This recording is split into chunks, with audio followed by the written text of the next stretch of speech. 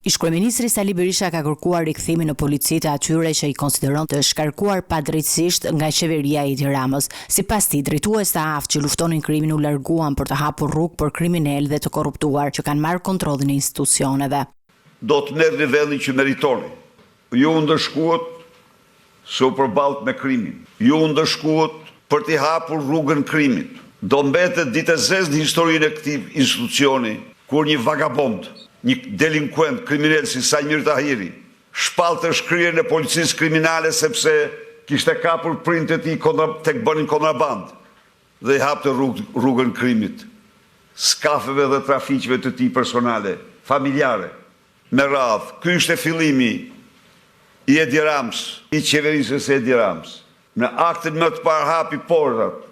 Berisha tha se do të zbardhë dosje të rëndësishme që tregojnë lidhjet e krimit me politikën dhe premtoi se ata që nuk janë të inkriminuar do të largohen nga organet e rendit.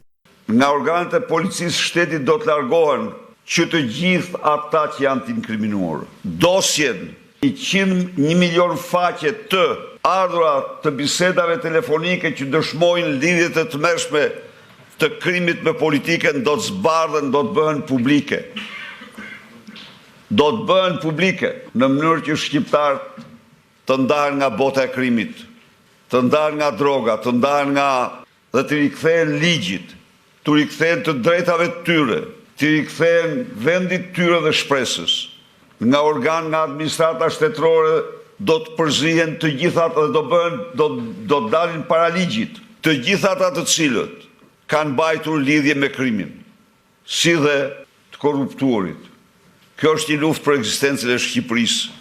Ish-kryeministri gjithashtu u angazhua për një rritje progresive të rrogave për policët dhe një reformë të thellë për të rikthyer besimin e qytetarëve dhe sigurinë publike.